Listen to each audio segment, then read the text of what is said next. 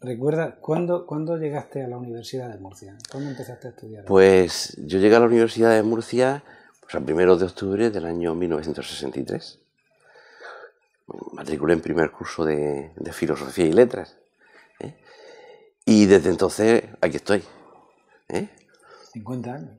Pues ya 51, va para 51, sí. ¿Y qué recuerdas de esa universidad? ¿Cómo era esa universidad?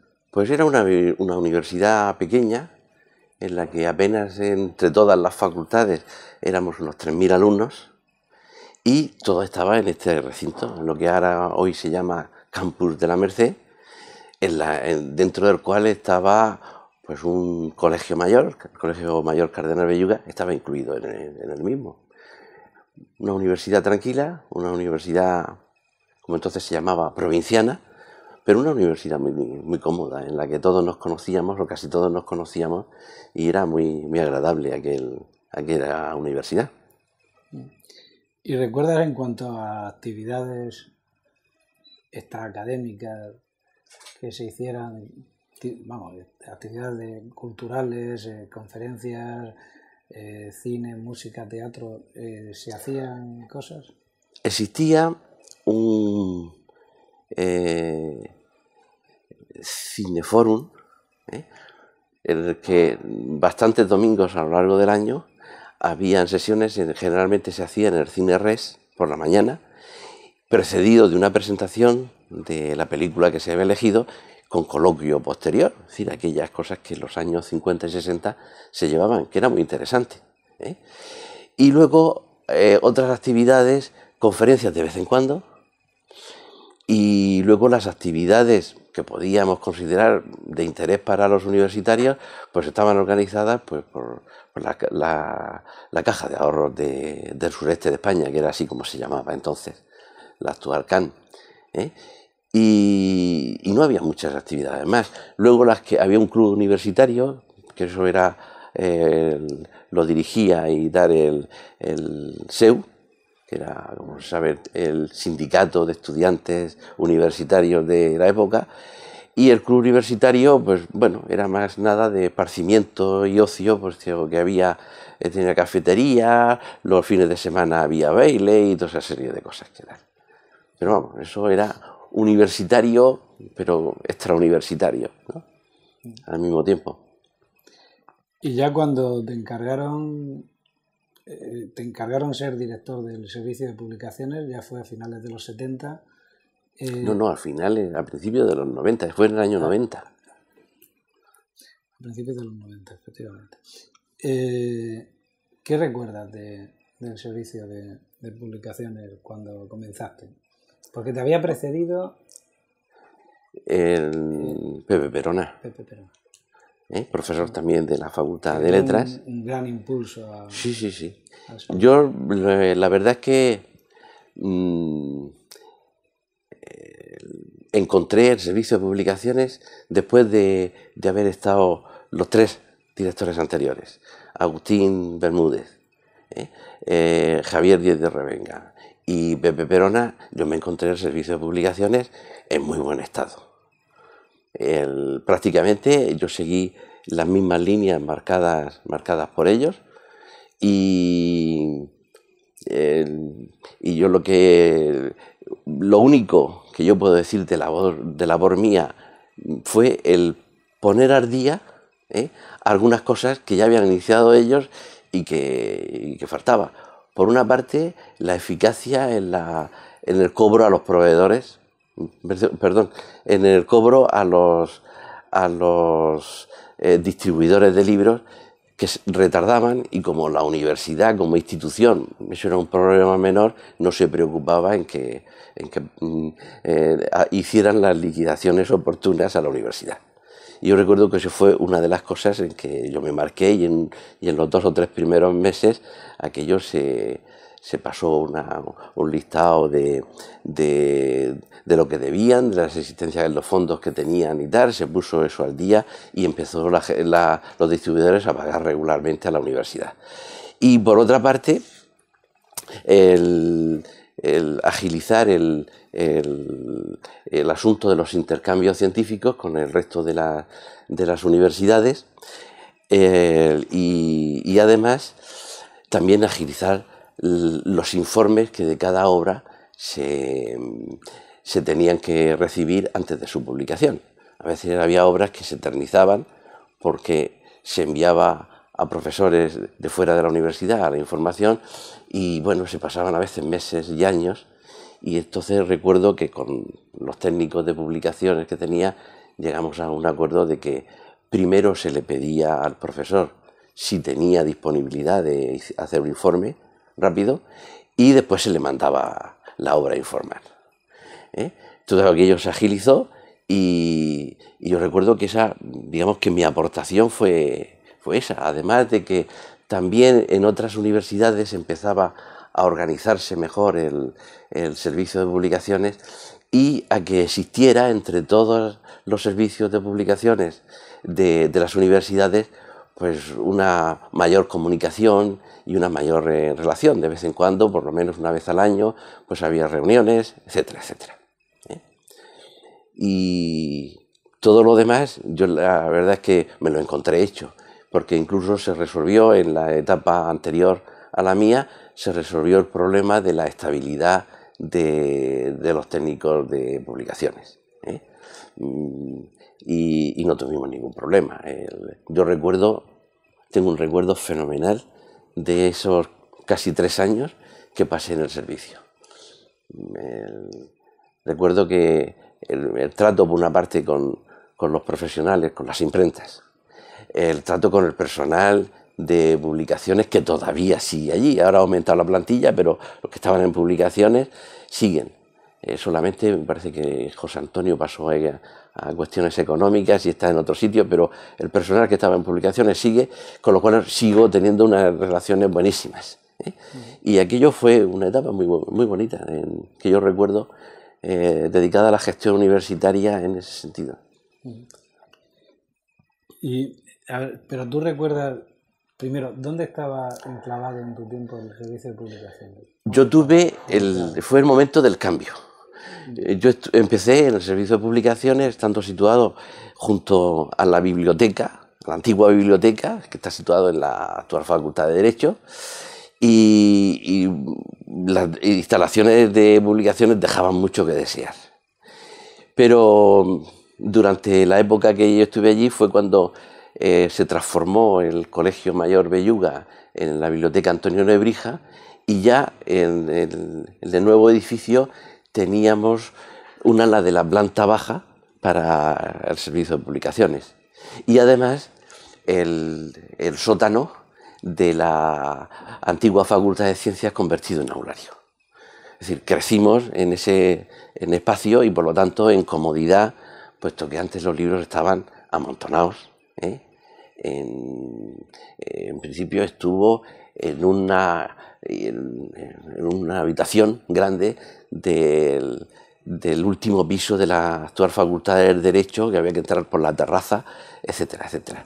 Y en ese aspecto cambiamos mucho y se notó, ¿no? Mejoramos de instalaciones de una manera pues muy sensible. ¿Tú habías tenido previamente alguna relación con el mundo de la edición de libros? Bueno, desde el año 73, en el Departamento de Historia Medieval, el profesor Torrefontes y yo iniciamos la publicación de una revista, la revista Miscelánea Medieval Murciana. Eso fue en el año 73. Y en aquellos momentos, al no existir un departamento de publicaciones debidamente organizado en la facultad, todo lo hacíamos desde el departamento. Desde buscar los artículos, llevarlos a la imprenta, corregir las pruebas cuando había algún autor de fuera de la facultad, hasta incluso empaquetarlos y mandarlos a los distribuidores, tanto a Marcial Pons como había otro distribuidor más en Madrid que ha desaparecido, y para que vender los libros recibíamos las liquidaciones y invertíamos el dinero en publicar el número siguiente de la revista. Es decir, ese sí era una revista llevada a cabo totalmente de forma artesanal que luego, posteriormente, ya en época de Perona, del profesor José Perona, ya la revista se integró dentro de la dinámica de la universidad y pudimos dejar descansar un poco en ese sentido. Esa era mi relación con el mundo de las publicaciones en esos años previos. Y luego, posteriormente, antes de ser director de publicaciones, en mi época ya de miembro de la Academia Alfonso X el Sabio, había colaborado con Javier Díez de Revenga en la publicación de la revista Murgetana y en algunas otras cosas. De la revista Murgetana pues, formé desde muy pronto parte del consejo editorial o del consejo de redacción, mejor dicho. Y ese era mi contacto previo con el mundo de las publicaciones. ¿Recuerdas dónde se imprimía? Porque maquinaria, ¿algún tipo de maquinaria había en el servicio? No, todavía no. Eso empezó casi inmediatamente después de que yo dejara el servicio y ya lo puso en marcha el profesor Francisco Flores Arroyuelo. Fue cuando se inició, de una manera tímida, con pocas cosas, se imprimían, pero había que mandarlo a maquetar fuera, creo, y encuadernar también. Ahora creo que el proceso se hace casi todo en la universidad. Nosotros trabajábamos entonces con distintas empresas, imprentas de Murcia, Nogués, Compovel, Selegráfica, en fin, con bastantes empresas. Lo cual, por una parte, era bueno, porque teníamos una agilidad a la hora de publicar, porque yo ahora recuerdo que un año llegamos a publicar 51 volúmenes, cosa que entonces era, para los medios que disponía la universidad, estaba muy bien. Y eso pues fue posible gracias a que había varias imprentas trabajando para la universidad. También conseguí que se nos computaran, porque había siempre una lucha de cómo conseguir fondos para publicar, que se nos computaran los libros que recibíamos a través del servicio de intercambios como ingresos. Y que el vicerrector, no ya de Cultura, que estaba convencido de la necesidad de mantener el servicio pujante y tal, y antes había pasado por el departamento de publicaciones porque era el profesor Díez de Revenga, pero el profesor Alberto Requena lo entendió muy bien enseguida y fue sensible ante esa cuestión. Y por otra parte también que por lo menos los ingresos que generaba el servicio de publicaciones que se reinvirtieran al menos en las publicaciones, en futuras publicaciones. Y bueno, y conseguimos una cierta agilidad y poder tener una dinámica muy, digamos, satisfactoria en esa época. ¿Y recuerdas algunos títulos destacados que tuvieran un especial éxito, que tuvierais que reimprimir de nuevo de tu época? Yo soy fatal para recordarme de títulos.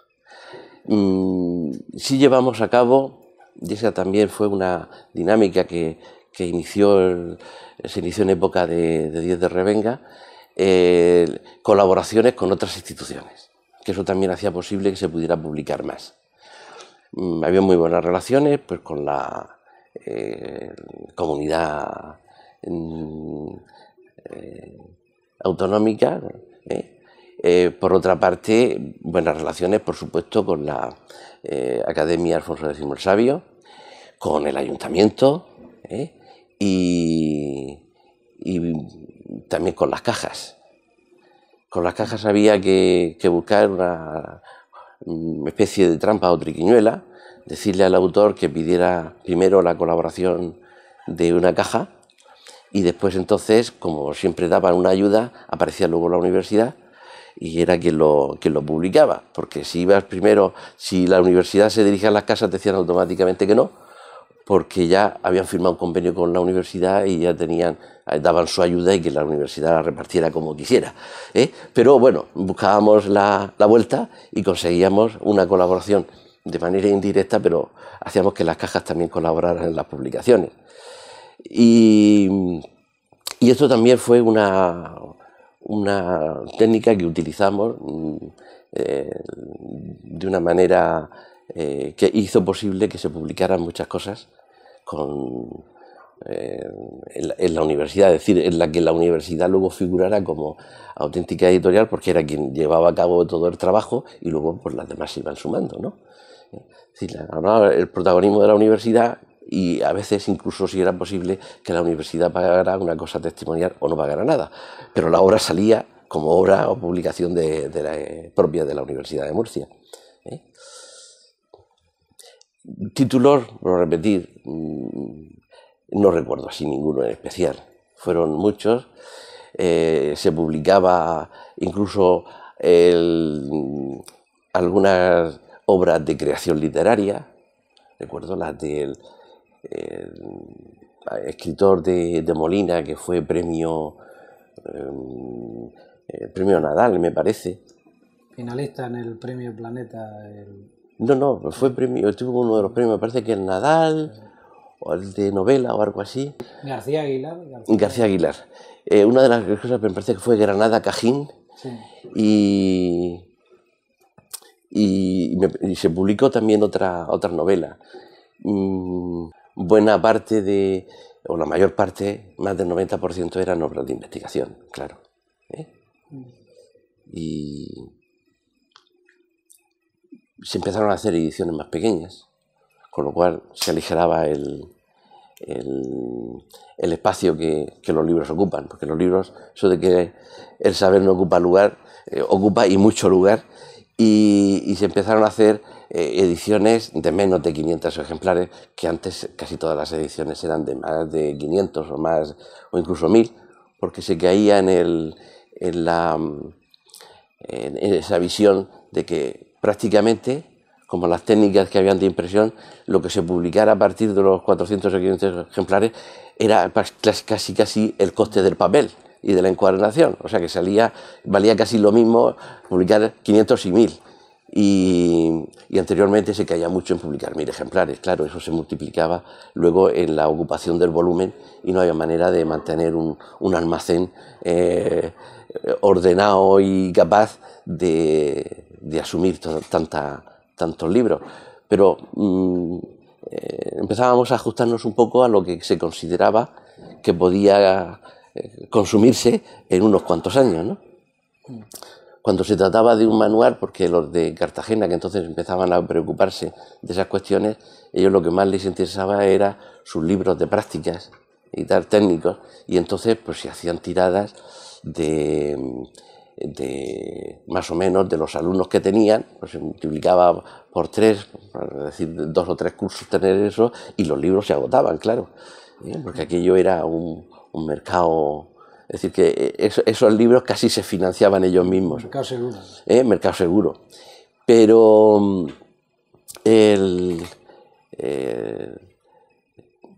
ya te digo, no recuerdo así grandes libros. Los libros de investigación no han sido nunca ninguno bestseller. Y tardaban algunos de ellos que se agotaban a lo largo de bastante tiempo. Y recuerdas, o sea, bueno, estás diciendo que que los libros de alguna manera recortasteis esas tiradas que se hacían, ¿no?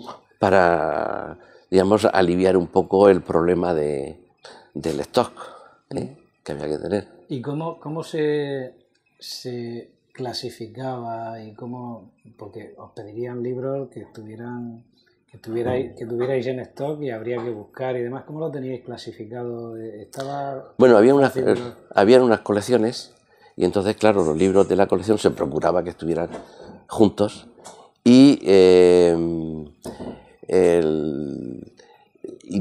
también de esas colecciones, pues bueno, pues si era el número 57, pues estaba detrás del número 56 y efectivamente, es decir, que fuera fácil entrar al almacén, sobre todo cuando nos dieron el sótano del aulario, pues era fácil buscar rápidamente. Si se trataba de una revista, pues buscar el sitio de donde estaba la revista y se buscaba rápidamente el número. Es decir, estaban todos juntos, estaban ordenados en estanterías, etcétera.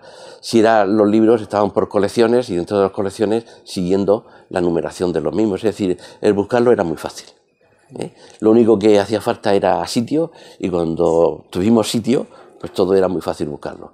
Cuando estaban en el almacén antiguo, pues prácticamente no había montones, había que ir saltando por las cajas, que muchas cajas no llegaban a abrirse, y entonces destapando cajas a ver si se encontraba donde estaban los libros, porque se sabía por las fichas y tal que libros existían, pero había que buscarlos. Es decir, que buscar libros para servir a algún proveedor a veces era un auténtico martirio, que tardábamos días en encontrar el libro, pero en el momento que nos trasladamos de aquel sitio, tuvimos más espacio y tal, la ordenación fue muy, muy fácil. ¿Y tú qué te planteaste? Dices que llegaste después de tres directores de publicaciones que habían impulsado extraordinariamente el servicio.